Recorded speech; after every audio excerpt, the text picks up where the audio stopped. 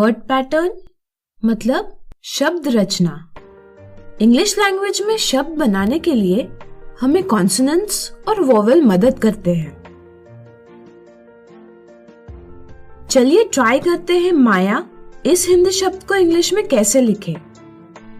ये शब्द बनता है माँ और या इन अक्षरों से। माँ बनता है म और आ से, जिन्हें लिखा जाता है माँ MA, और या शब्द बनता है य और आ से और लिखा जाता है या YA से। माँ और या मिलकर बनाते हैं माया। शब्द बनाने का ये एक आसान तरीका है और आप इसे बोल सकते हैं तोड़ो और जोड़ो। माया नाम को तोड़ा, माँ और या के इंग्लिश लेटर्स को जोड़ा। आसान है। अब क्या आप केदार शब्द लिख सकते हैं? के बनता है क और ए से, तो हम लिख सकते हैं KE।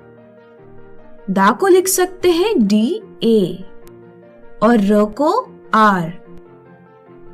इसके साथ हम पूरा शब्द लिखेंगे KEDAR, केदार। आपको जरूर सवाल आया होगा कि र को तो RA से लिखते हैं, तो फिर हमने सिर्फ R क्यों लिखा? ध्यान रखिए, शब्द के अंत में अगर आ इस स्वर यानी वोवेल का उच्चारण हो रहा होगा तो ही हम A यूज करेंगे, नहीं होता तो नहीं करेंगे। अब केदार शब्द के अंत में आ स्वर का उच्चारण नहीं हो रहा है, इसलिए केदार में ए नहीं जोड़ा जाएगा। अब प्रणाली ये शब्द कैसे लिखेंगे? ये शब्द बनता है 3 अक्षरों से, प्र, ना और ली।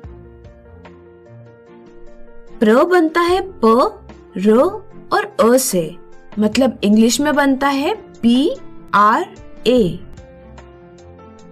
ना आपको पता है न और आ से बनता है और लिखा जाता है NA। इसी तरह से ली बनता है ल और ई से, मतलब LI। ये सब मिलके बन जाते हैं PRANALI,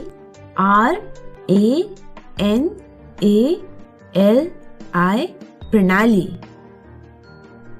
अगर संयुक्त अक्षर यानी कि 2 या अधिक अक्षरों से बनने वाला संयुक्त अक्षर शब्द के अंत में आता है तो इंग्लिश वर्ड के अंत में A यूज करना चाहिए। जैसे महेंद्र को लिखेंगे MAHENDRA,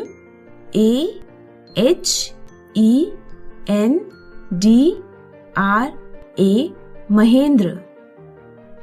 महाराष्ट्र को लिखेंगे MAHARASHTRA,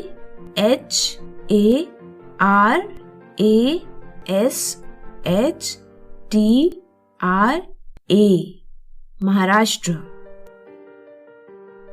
कभी कभी शब्दों पर बिंदु लगा होता है, जैसे गंगा और चंपा।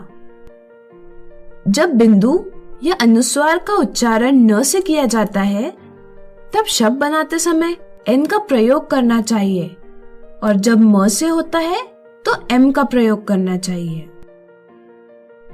तो अब हम लिख सकते हैं GANGA, गंगा, और CHAMPA, चंपा। मेरे एक दोस्त का नाम रविचंद्रन है। क्या आप उसका नाम इंग्लिश में लिखने की मदद करेंगे? आशा करते हैं आपने जरूर लिखा होगा RAVI,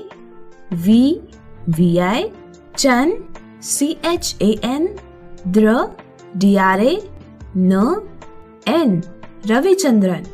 वेरी गुड। इसी के साथ हमने सीख लिया है हिंदी शब्द इंग्लिश में कैसे लिखें।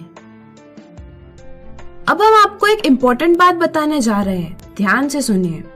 हम हिंदी के सभी शब्दों को इंग्लिश में लिख सकते हैं, जैसे पेड़ PED, आकाश AKASH, लेकिन ये गलत होगा।